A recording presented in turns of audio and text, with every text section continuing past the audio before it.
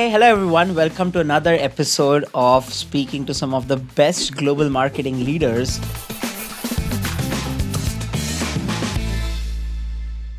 And we are here out shooting another season for the same.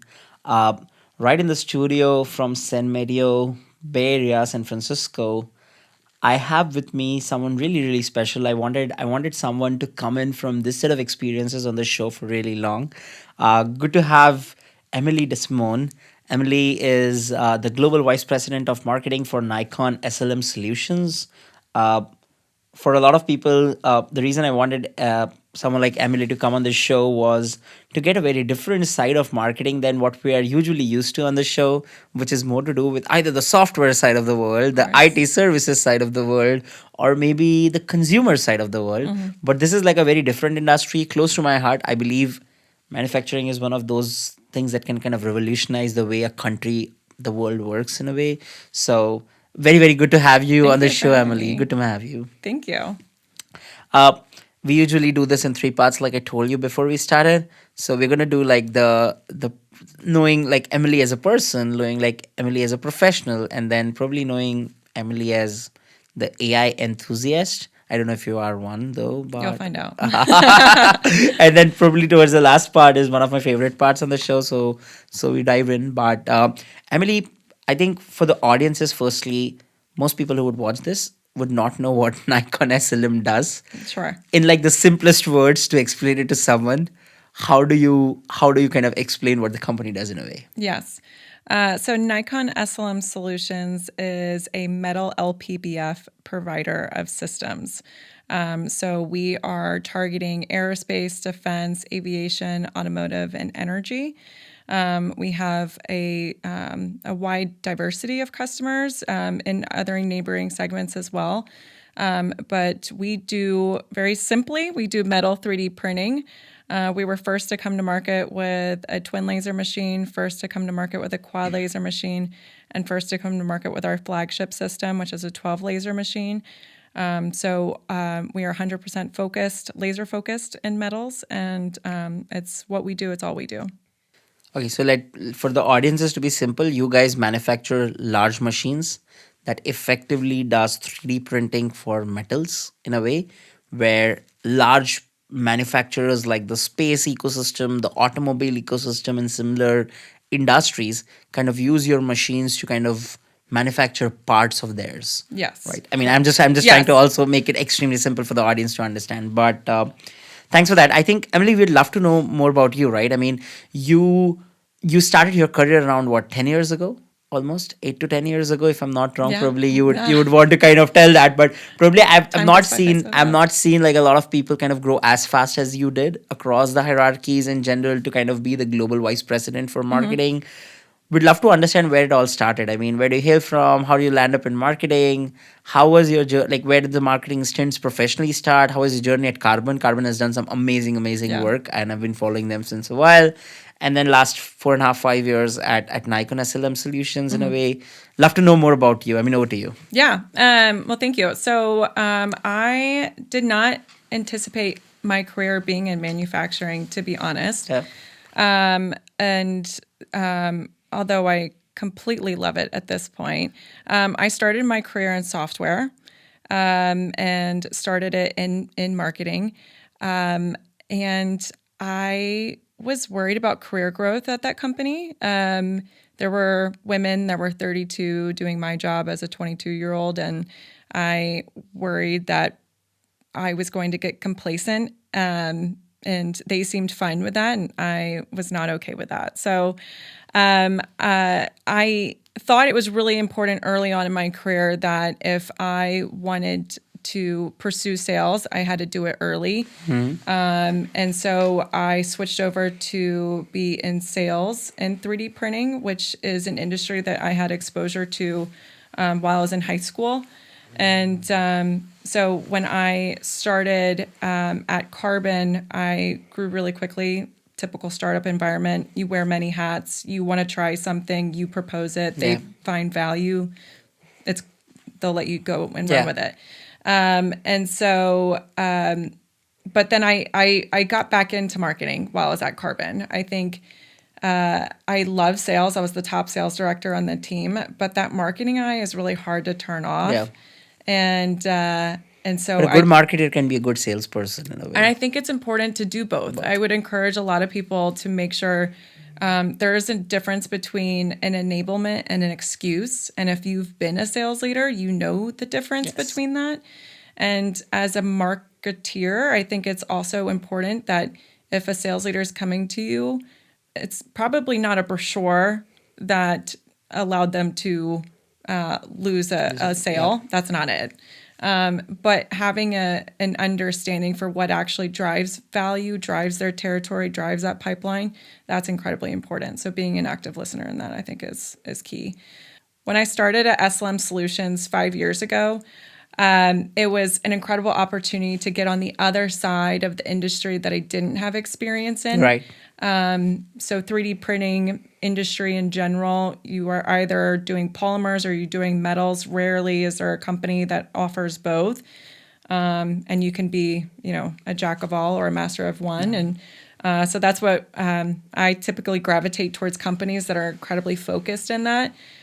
So Carbon was that for polymers. Nikon SLM Solutions today is 100% focused in metals. And I was initially hired to be director of marketing for North Americas. Some easy hanging fruit that they needed, and I established, and then I started getting pulled more into global strategy, and worked my way up quickly. But I think that's really because of all the leaders that I've had exposure to and had as mentors.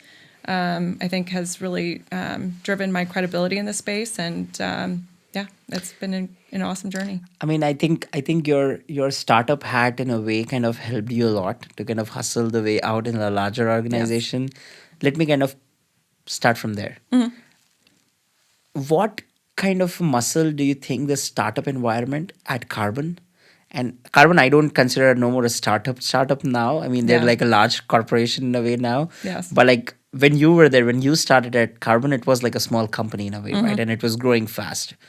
uh, I mean, my question to you is, how did that help you build a muscle, and how did that get applied to when you went into like a larger company like an SLM? Yeah. And I know a lot of stories at SLM that you told me right before we started. We're going to dive in over there, but let us start over there. What did the startup environment in a way teach you? That's a great question. I love startup life. I love the ability to be agile and to be incredibly productive. And usually you are representing a technology or a commercial offering that is going to be disruptive. And so there's always something to do. Right.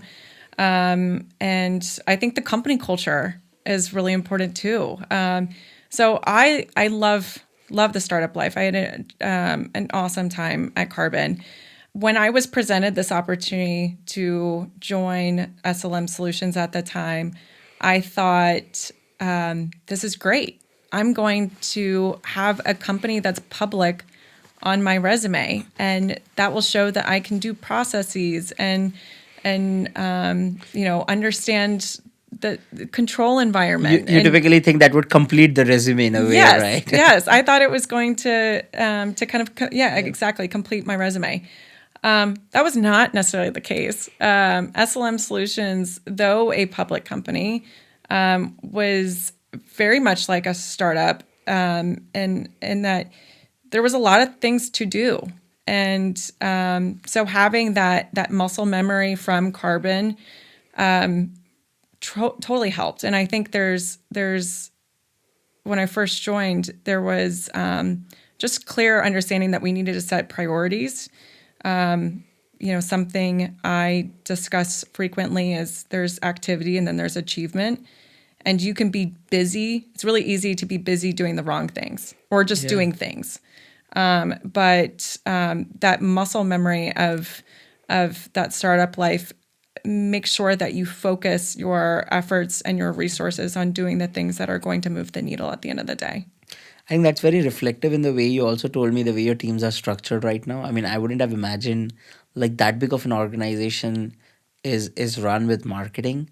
with that size of a team that you have right now. So I think it's pretty reflective on that. But let me pull in over there, right? When you joined in SLM Solutions, you've seen like a large company set up, typical manufacturing company, which are not built in marketing in a way, basically. And then you've seen like a larger acquisition happening in general. So now you're working with even a larger corporation, which is more global. What have been your core learnings with this entire transition phases, two of them, right, in a way? So I think let's start with the first one. You told about you actually went in to kind of rebrand the entire SLM Solutions in a way. And then second time you rebranded it again to Nikon SLM Solutions in a way. What did this journey kind of look like? And I'm just asking you from the lens of also, see, when you rebrand companies, there are one, an American DNA with a German company, with a Japanese company, and they're giants in a way, right? So there's a lot of cultural shifts, there's a lot of people management, there is a lot of uh, innovation that is to be kind of portrayed out. And I mean, you get the question, right? You get like, what did that journey entirely look like? We just love to know in detail. So you're right in the sense that one of my first projects when I was hired at SLM Solutions was to rebrand the company. And before we did anything, we did a lot of survey work to understand this is how we think we're being perceived and this is how we think we're presenting ourselves, but is that actually what our audience feels? And so SLM Solutions, when we did the rebrand, we wanted to make sure that we were still presenting ourselves psychologically in line with our customers and how they perceive us. Brand isn't just about your logo or your color scheme. Your brand is what you stand for. Right. And so to, change colors, change fonts, at the end of the day, you're not going to change your perception. And making sure that that was in line with our customer base was at the top of the most important thing. So we leveraged that data and did the redesign based on those insights. It was transforming a traditional German manufacturing company to a high-tech company and being bold, confident, and arrogant in some ways with our marketing. And it's been some of the most fun projects I've been a part of. Yeah. Totally. So when that transition happened to then become Nikon SLM Solutions, we had just rebranded. I mean, it was fresh. So to go through that process again was daunting, but we had just did it. So in a lot of ways, we knew what we had to do again very easily. But it's not for everyone, and it can be exhausting.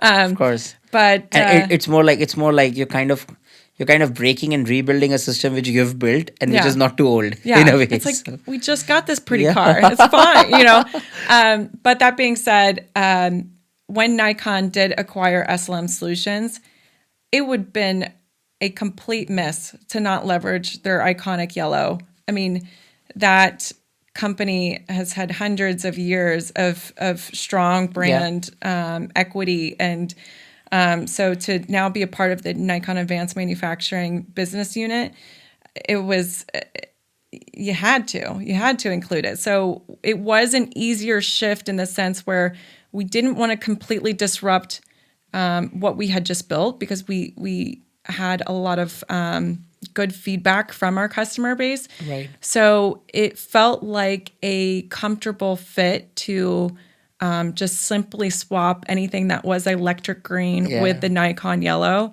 And so it still felt on brand and with the newly added company name. So I think it still feels strong, it still feels on brand for us. my next question, is again interesting because when I was looking at your customer base, everyone from like a NASA to a Boeing to an Airbus to a Rolls Royce, maybe probably all the car manufacturers that I know, the large ones to the small ones, even maybe using the kind of ecosystem that you guys have built, right? My question to you is one, how does demand generation on one part, and how does customer marketing on the other part looks like for a company like yours. This is very different for the kind of companies we usually come across in maybe software or consumer side of the world. How does that look like? Because sales cycles are pretty long. You don't have to like kind of, there's no like upsell and cross sell regularly that happens. So it's more relationship building and a lot of trust factor building because their life depends on kind of what you guys do in a way. So how do you go about doing that? Like how do you guys think of demand generation, trust building, customer marketing as a whole? You're going to believe it from our customers before you believe it from us. So customer advocacy is incredibly important and valuable. We are customer obsessed. Manufacturing is hard and it's not for the faint of heart. When a customer is down, that is a big deal because they're not making money. And so our mission statement is our mission is to empower yours. We will only be successful if our customers are successful. So having that relationship equity is incredibly important, and that needs to be aligned early because they're not just, you're not hitting your quotas because you sold a machine. Yeah. That's not how we are.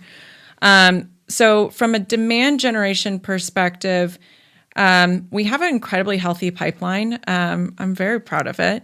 And I think a lot of that has to do with, like I said, the customer advocacy, having your customers be an extension of your sales team at the end of the day is... Because it's a heavy investment as well. Yes. No one is going to buy it without kind of speaking to 4 other people who've used it in the industry. Yeah, right? that's the creme de la creme, is having a customer do your job for you.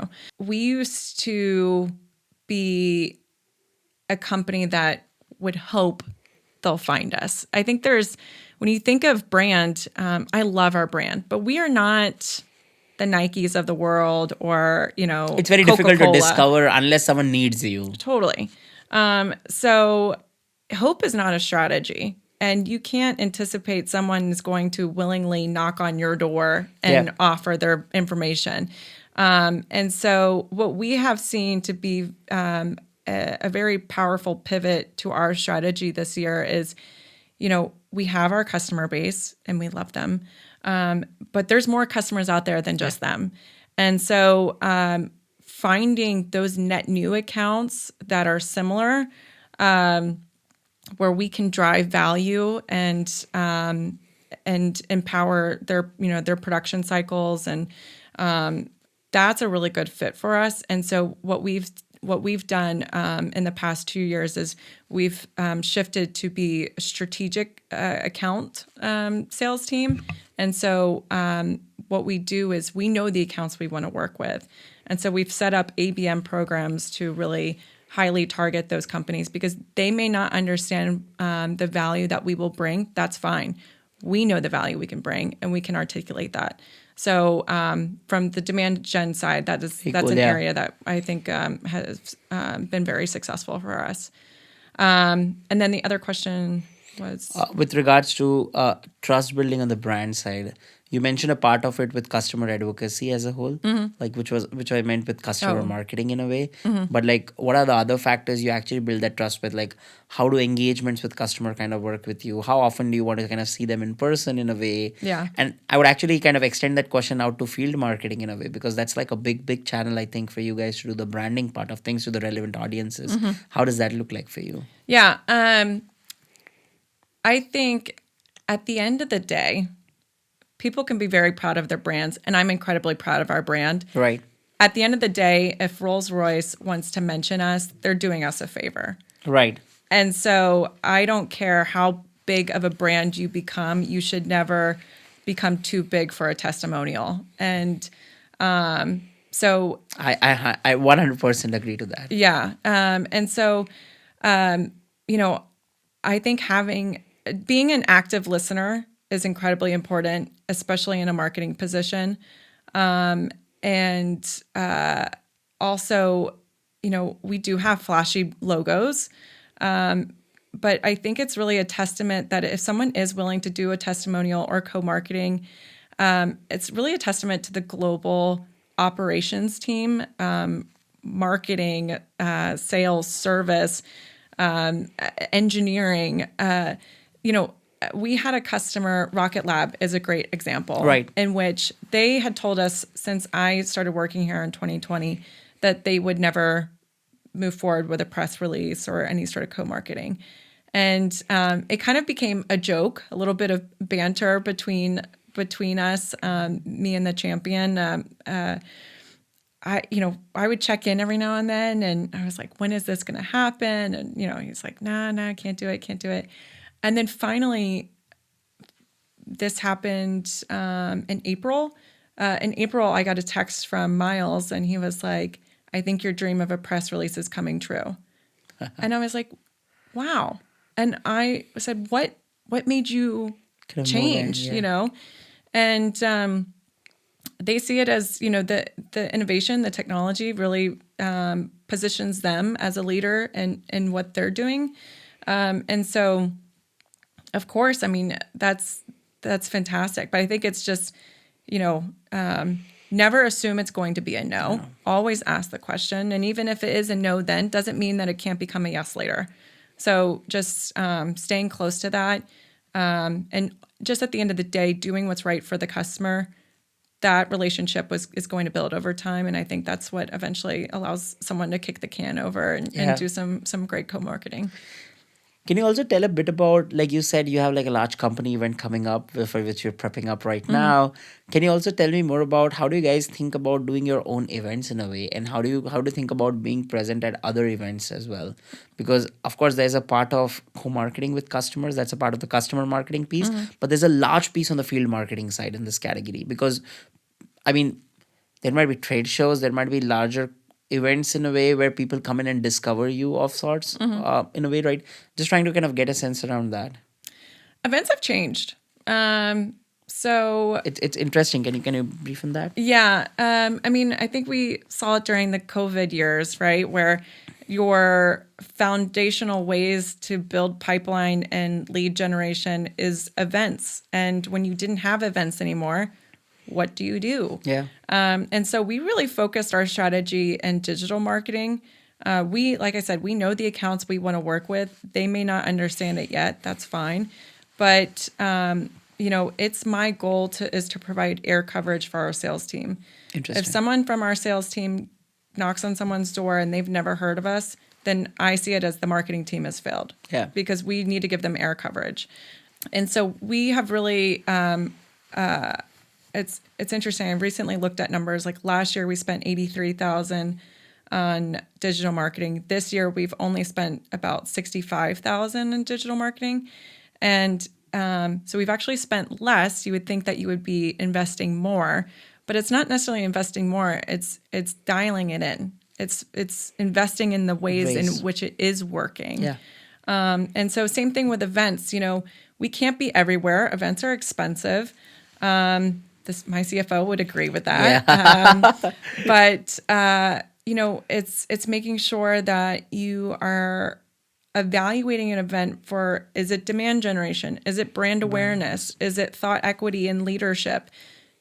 Not every event needs to be evaluated on the same time in the same terms of performance and KPIs. You can't do it like that way, but it still needs to work for your money. And so, marketing and finance, we always have of course attention there. But I would say, it's my responsibility as the leader I am, and to be in my position to make sure that I'm spending company funds in a way that is moving the needle for the company at the end of the day. So we've had to pivot our event strategy. We've actually kind of removed ourselves from a lot of the 3D printing focused events and showed up in events that, a defense event that is maybe talking about innovation and defense. Right. We've kind of positioned ourselves more industry in there. Focus. Yeah, these highly targeted segment strategies. We at Pepper have done that too. I mean, a similar strategy, much smaller scale, but we've done that too. Yeah. So we find that to be more valuable. You get a lot more net new names in there, which is great. This event that we are working on right now is in November in Frankfurt, Germany. It is our biggest event of the year. There's a lot that goes into planning and executing it. I think what is something that I'm incredibly proud of is we show up that event different every single year.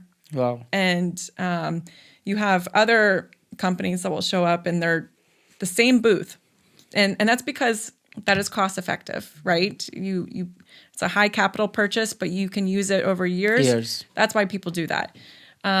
But I want people to show up and think, oh, what are they going to do this year? I want to keep people on their toes. Toes. And so we've been able to tell a story. We've been able to build on previous years, and that's what I think allows us to still have a lot of fun in our day-to-day jobs. So No, thanks for this, Emily. I mean, my next question to you is actually on the lines of what you mentioned about digital marketing, right? As a company like Pepper, uh, we're super bullish on the organic side of the world, and we believe that if not today or tomorrow, eventually, kind of people value organic a bit more, which is a combination of your SEO and content marketing in a way. Content marketing, of course, I think you've already told me the importance of it with your thought leadership, etc., kind of building trust in a way. You fall in an interesting category. While we were speaking before we started, you said you do compete with SLM as a word as well. I mean, SLM is a way yeah, of also manufacturing as such, right? Uh, how do you look at SEO and content as like your strategic levers to kind of demand gen in a way? content is king. So you're right. SLM stands for selective laser melting, which is the process in which we print. And so that goes against us because a lot of people, other companies that do leverage the same technology differently, they're all bidding on those same words, right?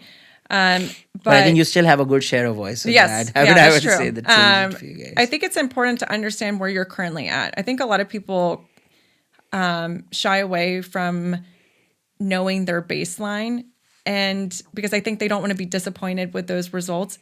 I would encourage, it's a starting point. It's not going to be built overnight. Google changes their algorithms all the time. And so we always are trying to,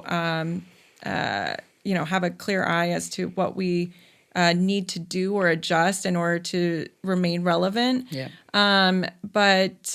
Yeah, content is king.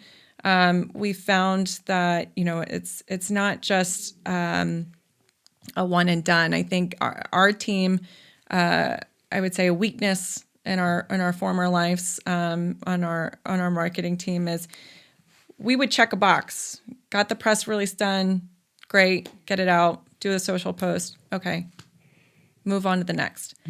No, you can always It's like a cadence in a you way, need to right? recirculate that Right. material in different mediums, in different ways. Maybe it's just a quote coming out of that, but I had to kind of really dive in with my team that we noticed that we were doing this and it felt great. You always want to, Yeah. give yourself a pat on the back when a project is done, but you're going to have lulls in which there's times in which you don't have content. And so finding ways to repurpose those stories is really key to a strategy. And you are in an industry where subject matter expertise is of utmost importance in a way, right? I mean, not any Tom, Dick, Harry can kind of just come in and create content in this space as well. When you also hire your team in a way, right? And when you hire, this is also for a lot of people who are in niche industries in a way, right? What do you look for in people? How do you evaluate people? What does the onboarding process of your teams look like? I mean, I'm not asking you what their process is exactly, but like, what are the more first principle thoughts on kind of getting the team to upskill, innovate? I mean, do you really kind of get people who come from this industry, or do you have to get people who come in from similar ones, but kind of get them trained in a way? I'm just trying to kind of understand Yeah. everything from how do you choose people on the team. I would be curious to see what my team would say. But Maybe it's a fun activity for them the yeah, next time they see this. maybe not. I look, I've been in this industry for a very long Yeah. time. I love this industry. I, you want to fire me up, tell me 3D printing is going nowhere, and you will lose that battle at the end of the day. So I'm very passionate about this. When I'm interviewing someone, I understand I'm getting the best facade of you, and I'm going to take a chance at the end of the day, and it's either going to work or it's not. I love showing up to work every day because of my team. During the interview process, I always tell them, look, you do not have to be me, and that's fine. But if you don't understand the value in this technology, if you don't understand the vision as to what we're setting out to achieve, then this is not going to be the place for you. And I'm very transparent with that because ultimately, I also don't want to onboard someone who's not excited, who's not empowered, who's not set out to change manufacturing forever. Right. That's not going to be a fun dynamic for either of us. And so, I really try to make sure that is well communicated and also reciprocated, that it will feel like they are, game to do this with us. And how does the onboarding and upskilling look like for people? Because I think most companies kind of still do a good job at maybe hiring people, but the onboarding process kind of doesn't take you a lot of places. Like I mean, we at Pepper are kind of still struggling with kind of building that up ourselves. And then there's a part of upskilling because the way this industry is moving is also very different. I mean, it's very difficult unless you're passionate. It's very difficult to keep up with everything that's been happening. And marketing as a whole is kind of changing a lot with this AI search coming up, with this coming up, that coming up. There are a lot of things that move levers in a way. Can you tell about how does that upskilling look like for you? Like what the onboarding and the upskilling parts? So onboarding, I feel like I don't think we would get like a great grade in that, to be honest. That's not the marketing answer. That is just like the truth. But I think and you're right. You're 100% right. Yeah. Most people would not say this, but that's the truth. Yeah. I mean, I try to set you up for success. My boss will tell me that I never allow my team to fail. And that is true. I'm in the weeds of a lot of stuff, but at the same time, it's because I try to lead by example. And there's going to be times in which, if I'm calling you for a reason. I'm not calling to check in. And of course, we have a lot of camaraderie on the team. But I'm not gonna call you while you're sitting with your family if there's no reason. And so I try to avoid that as much as possible. Of course, there's like work-life balance, and that's really important. And yes, that is important. But marketing, there's times where there's highs and lows. Yeah. And it's a seasonal thing sometimes. Totally. Right? Yes. And so right now, you're in the high season. I'm in high season, and my biometrics will tell you that. So, but that being said, I would say we probably don't get the best grade on onboarding. It's very sink or swim mentality. I get you going. I always encourage a lot of self-education. If you need to understand the product, so meeting with the product teams, I really rely on a lot of my neighboring functions to get everyone up to speed. So it's kind of a roll up your sleeves onboarding process, and I'm sure the team would also confirm that that's the case. But I mean, if you find the right kind of passionate person that really wants to join the team, they'll do that work. Makes sense. So, and probably I would also ask you more. There's this big chatter, a big elephant in the room, which is AI now. And I mean, I don't know how much has AI reached on this realms of the industry in general, but everyone and their mom doing AI. But I mean, my question to you is one with regards to AI in general, with regards to the marketing processes, and second in general with regards to AI search, with like LLMs discovering people wanting to go not on not on Google, but like on a Chat GPT or Claude or Perplexity, and then discovering you. And then there's a different part of digital marketing that is kind of gotten created in a way. How do you look at both of it? So let's start with AI in your regular marketing process, and then we can speak about AI search. Yeah, it's a great question. Like I said, everyone and their mom is doing AI.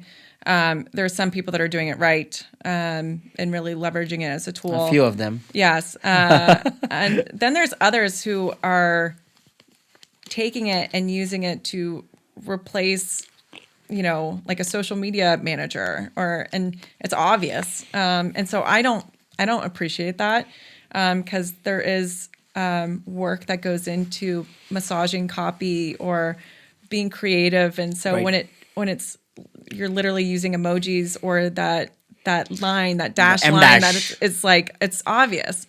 So I understand because it's cheap to leverage AI, but cheap is cheap. So you can look at it both ways. On my team, I feel like in the company, my team was actually one of the earlier adopters of leveraging AI. And so with that, I encouraged the team, AI is here. It's going to remain here. I would rather them, whether it's at Nikon SLM Solutions or their next venture, as much as I want to encourage that employee retainment.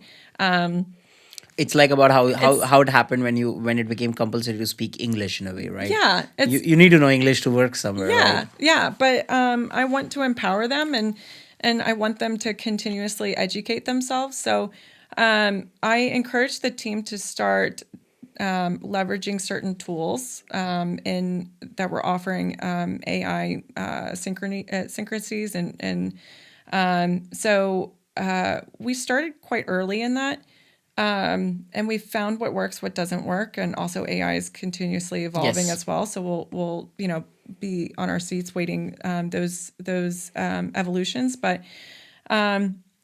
AI has been incredibly valuable in the iteration phase of what we do as a marketing team. Right. I think it allows you to accelerate your efforts to get to an end result faster.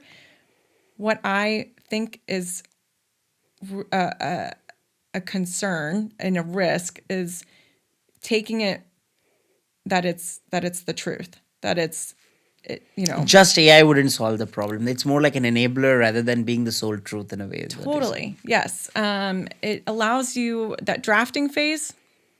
It's It's great. fine. Yes. If you don't know, something that came up recently was white papers are highly technical papers. They can be a daunting project to start.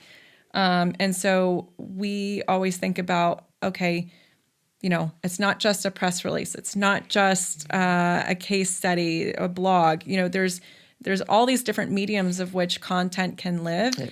And so we discussed, this has been our first white paper in a few years.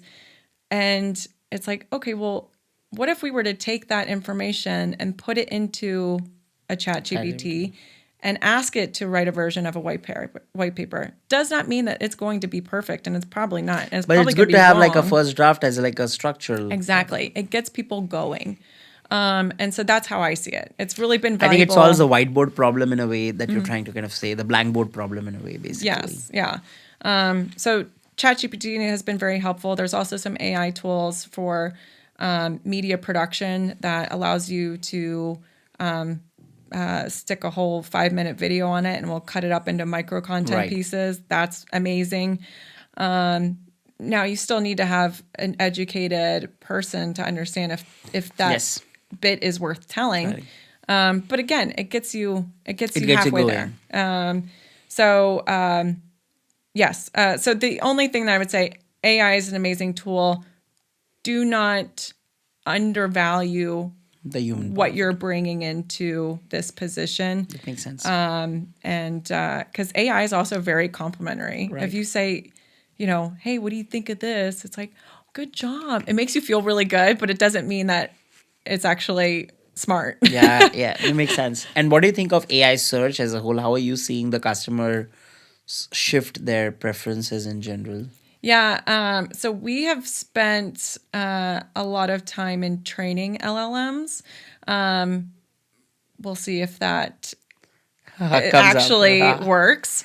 But my head of demand gen has really been focused in doing that.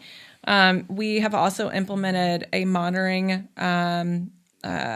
software on our website in which we can see where it's coming from as a Yes. source. And so we're starting to see these chat GPTs show up more and more, which is great. It's a new avenue for sure.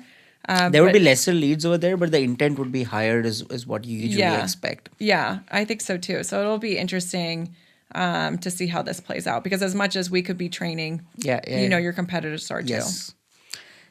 Awesome. I think there are a lot of questions that you guys that you answered, Emily. I Thank think you. we move to the last part. I think this is the most fun part. Okay. I'm gonna kind of ask you 5 rapid fire questions. Okay. Whatever comes on the top of the head, just speak it out. Okay. I mean, nothing related to work or this, but I mean, it's easy. I mean, I just want to kind of know the real Emily in a way of sorts. So let me start on the count of three, two, and one.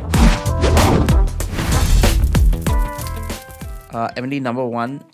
What's your favorite location to visit for vacations? Ooh. Tahoe. Oh, Tahoe. Oh, not too far from here, Yeah. though. But you love it. I see. Yes. This seems like that. Okay. Number two. What would the top 3 tabs on your laptop be, which are always open? LinkedIn, our pipeline, and probably Google. Google. Yeah. Oh, perfect. Number three. If not marketing, what would you be doing in like a nightmare role? And what role? In like an alternate role. I would probably. I got exposed to a lot of makeup, and so I would probably be a design engineer in cosmetics, Cosmetics. Yeah. Oh, nice. packaging. If there's another role in Nikon SLM Solutions that you would want to switch to kind of see a different side of the world, what would that be? VP of engineering. VP of Engineering? If I had All the knowledge that they do have. I think it's really important to, as a marketer, to understand the product and the commercial offering in a very technical way, because then you need to take that material and elevate it to make it digestible. I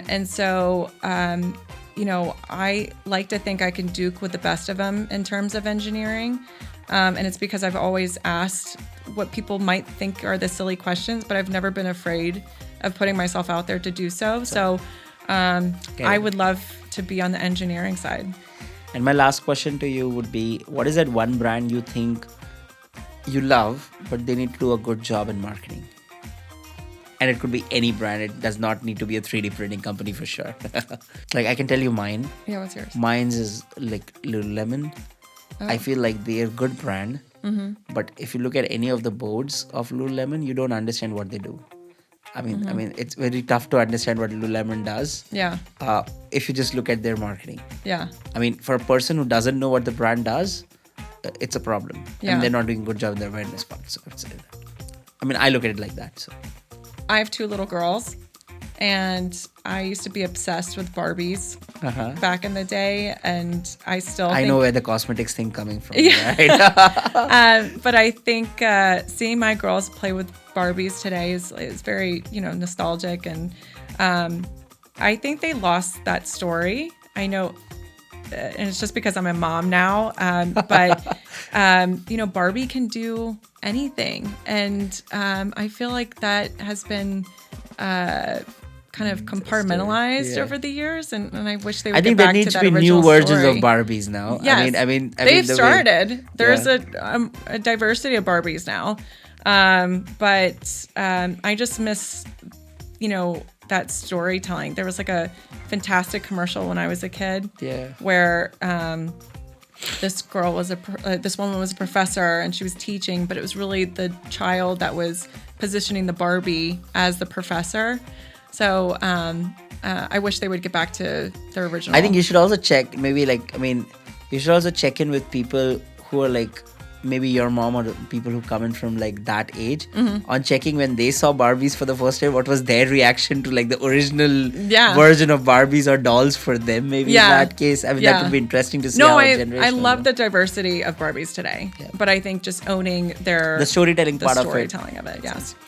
This has been super, super, super interesting. Thank you so much for this, Emily. Thanks for doing this. I think we rolled in like a bit more.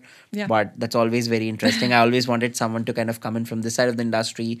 You gave in a lot of insights, which we're not very used to as much to the kind of show that we have. So thanks for doing this, and really appreciate you spending all the time with us. Thank you so much. I'm happy to be here. So Super. Thanks. appreciate it.